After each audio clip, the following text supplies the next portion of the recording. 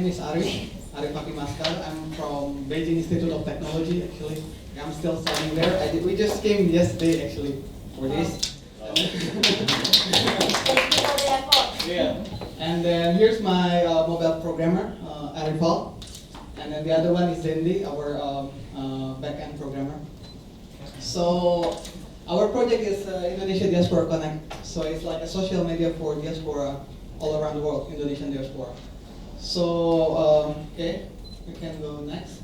So Indonesia is really a big country, you know, and in order to keep moving forward, we have to use all of our potential, including our human resources. There are like 4.5 million Indonesians abroad who are willing and ready to come back to Indonesia and contribute to the development of our country. But they don't know how to. You know, the problem is the access to the information, and then there's also like they don't have any community, you know, to support them. You know, it's different for people who studying here in Indonesia, like their teacher or people can help them to find a job in a good place. But for us, foreigner, for example, me, I've been living abroad since 2011. I was living in Turkey before, I studied my undergraduate degree there, and now I'm doing my master's degree. So based on my experience, there is no community that can support us to help develop Indonesia. So we are here to be a facilitator, like the middleman between government or sector, private sector, to Indonesian diaspora, the best talent all around the world. Okay. So this is our president. Like 2 months ago, I think it's because of the phenomenon from Zohri. I think because he was really poor, but he's really talented, but nobody saw him before. And then after he got a medal, and then he became famous. So our president said that we're gonna prepare some kind of institution, you know, to keep track of all Indonesian talent all around the world, or maybe in Indonesia in like small cities or small villages. So we are here also to support this statement, you know, by giving the platform to, you know, to collect all the talents. So next, this is the problem. Many Indonesian diaspora are competent. They are good abroad. They can speak different languages, and they really want to develop they really want to get involved into the development of our country, but they don't know how to. The problem is they don't have connection, and then they don't have, basically connection and community. And at the same time, it's hard for the government or private sector to find the best talent for one strategic position. For example, I went and talked with my friends working in Tokopedia. Every year they want to find a good programmer, but it's hard for them. There are like 180 applicants, but only 8 of them are qualified. So it's not efficient for them to open to make an open requirement, because it takes a long time. And then this is our market. Based on the Komisi Pemilihan Umum, it's our national election commission. There are 4.6 million Indonesian abroad, and then it's 1.86 of total Indonesian population. And the companies still posting job opening on the traditional job finding sites such as JobStreet, Indeed, etc. And then more or less there are 100 million Indonesians looking for a job online in Indonesia. So next.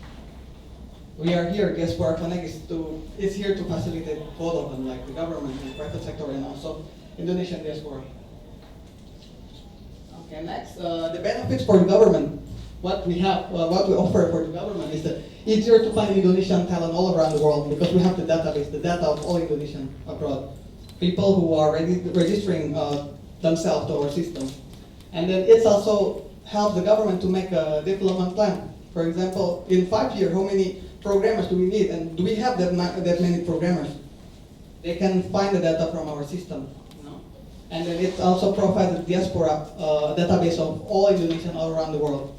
And then the fourth one is, this one is really important. Embassy can get record of Indonesian in their territory. This is still a problem because I lived in Turkey before, and in terms of emergency, like last time, like in 2016, there was a coup. You know, me and my friends all gather in the embassy. We are ready to leave Turkey back to Indonesia, but the government, they still don't have the data of how many Indonesians are there in Turkey, because some of them, they don't fill in the Papapoli is like the form that that state that they are living there. So in case of emergency, it's hard for them to evacuate from one country. And then the fifth one is to help government to make an accurate decision. Regarding Indonesian abroad. For example, if the government want to give scholarship to Indonesian diaspora, they know how much money do they need. And then the last one is government have full authority of its diaspora data, because it happened in China. In China, government, Indonesian embassy, they cannot ask the school to give them all the data, all Indonesian record. They are studying in that school. So it's a problem, big problem. And then this is the benefits for Indonesian diaspora. It's a new way to find job, because they just post everything. It's like LinkedIn, but it's a bit different because we put all the record of the data, and then the government can contact them directly. It's like providing the government database. For example, like if government want to find, like the Ministry of Technology, for example, want to find some people who can do Golang, they can just type Golang, and then there will be like a lot of data of people who can do Golang, and then they can contact them directly. And then it also makes the Indonesian diaspora make them realize that they are an important asset for the country, because some of them, they don't know whether they're gonna come back to Indonesia or not. Because I think for them it's better to stay abroad and then work there, because our country don't need us, something like that. And then it's a startup, it's to support our Indonesian startup. The fourth one is provide a chance to work on many national projects, because it's really like, now Indonesia is developing a lot. Like we're building MRT, we're building everything right now. And yeah, it's provided a chance to be employed in many national projects, and then it's a part of a great big community. It will be like a social media later. And then this is target collaboration.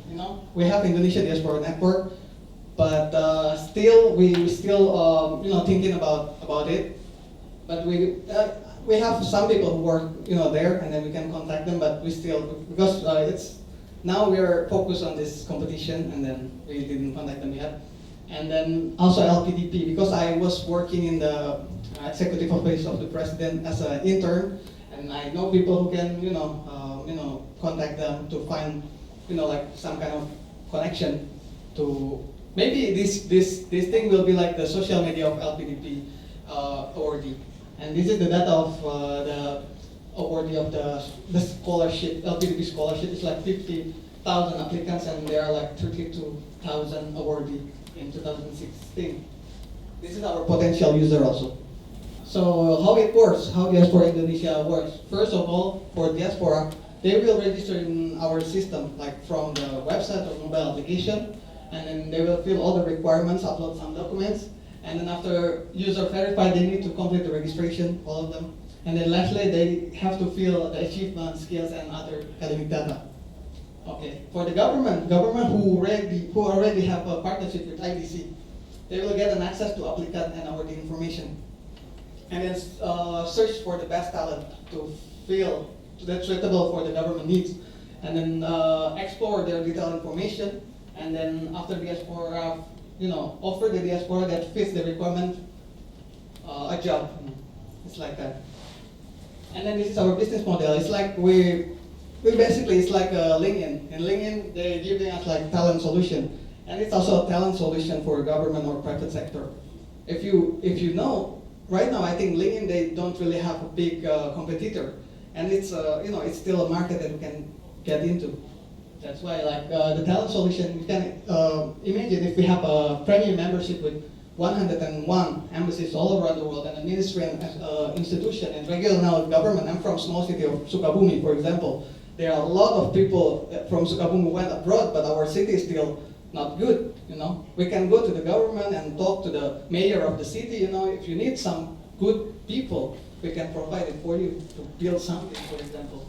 And then the price of monthly subscription is still not fixed yet, because we are all like engineers. So we're still looking for the good price for that.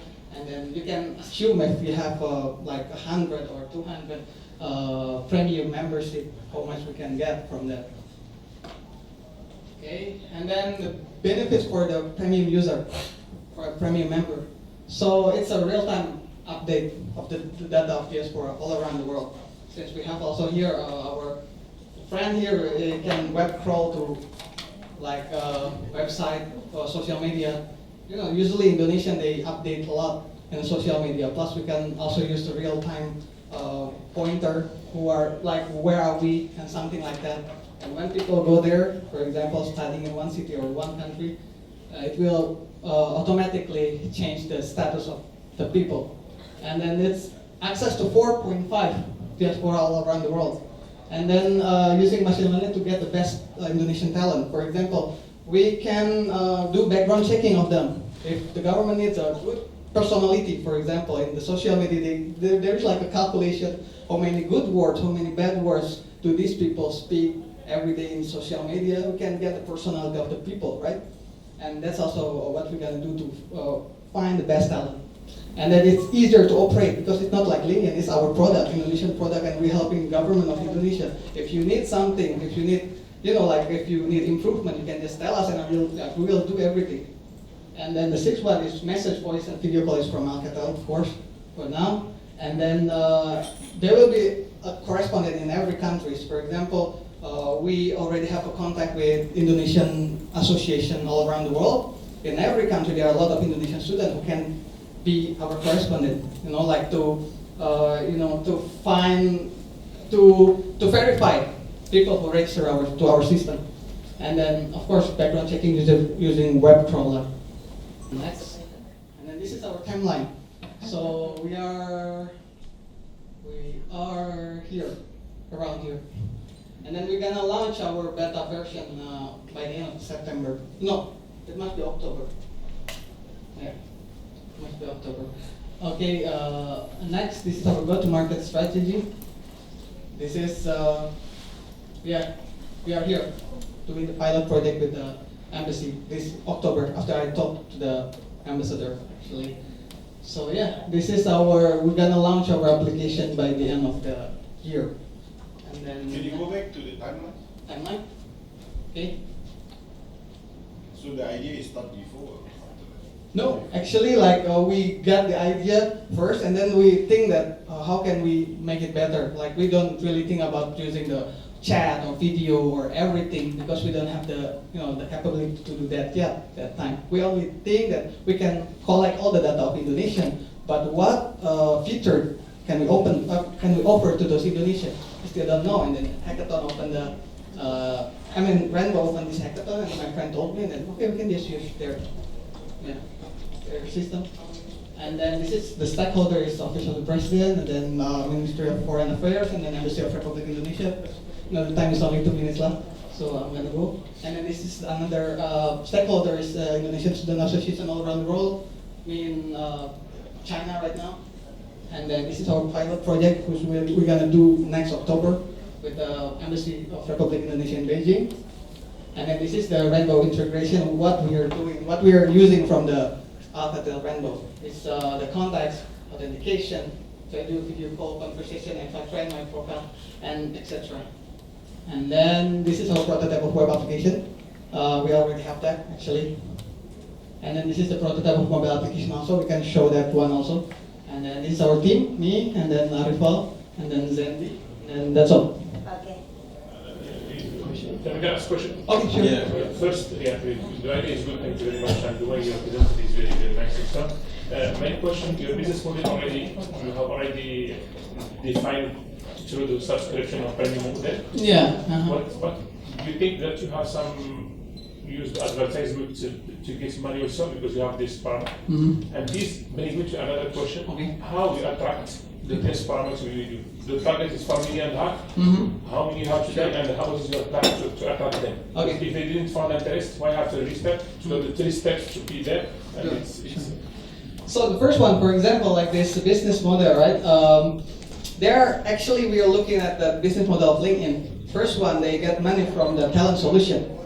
We never know about it, but actually they get big money from this. The second one is from the advertisement, of course, and the third one is premium member, like premium user. They want to get a job faster, they pay. But for the advertisement, we're still thinking about it. I think it won't be good for Indonesian diaspora. It will it will lower our brand value in front of Indonesian all around the world. That's what we're thinking. And then to attract Indonesian all around the world, actually our Indonesian Student Association, we are really big community. And really we share everything in that community, but we don't have the platform to do that.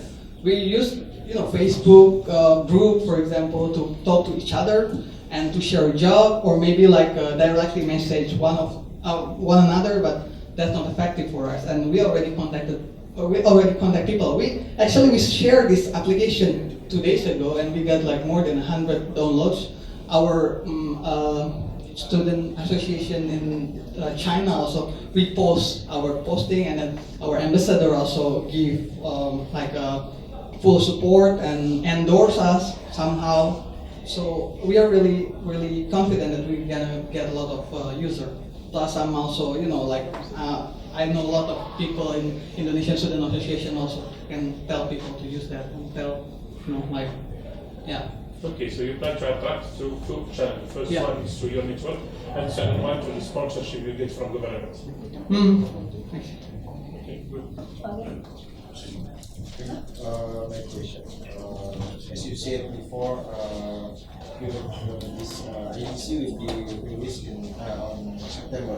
October maybe. Yeah, October. So, Maybe so. I asked how many subscribers now, Uh-huh. and then have you validated your idea maybe to the users and the government who want to collaborate with you, and because if you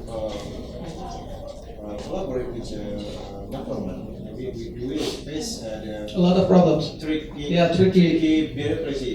Yeah. So you can tell me about the challenging. So the big challenge is because, like 2 days ago, we went to embassy again to talk with the people who responsible for the security of our country in Beijing, China. Human resource is really sensitive thing. To be hosted like data from like all Indonesian human resource is really a sensitive thing to be hosted in like not secure database. So they want us to put all the database, like data of all Indonesian, in their server. But based on my experience when I was working as an intern in executive office of the president, to get the access to the database itself, it takes at least 1 month or 2 months maybe, because they have to check and recheck for the bug and everything. So for this competition, for this hackathon, we need to do it fast. So we use Firestore. So yeah, that's the problem maybe, because human resources are a really sensitive thing to talk and to be hosted in like Firebase, because it's data of our country.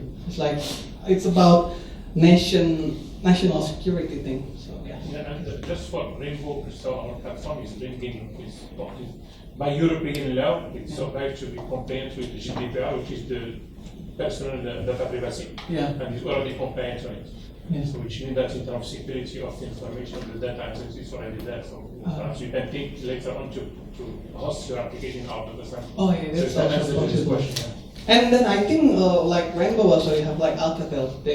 You have a We have special our data center here also. here in Indonesia, right? And you also did some kind of project with the It's government attached with also? Adios and So it won't be a problem then later on. Did you that's do? the two channel.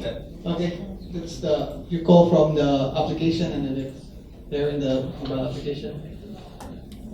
Yeah, but because it's like that. We already put everything into the application actually, like all Rainbow API that are provided. But the thing is only like for the sign up thing only. But we talked to the programmer, so I think it will be solved. So what are the other feature that you need should be in Rainbow? And should be in Rainbow. To make that is More sophisticated in the future. I think like now on we have all like our feature is like to post a story, like a timeline, and then post a job, and then like calling and everything. I think it's enough from Rainbow for like chatting and then voice calling and video call. I think not a problem for them. Okay.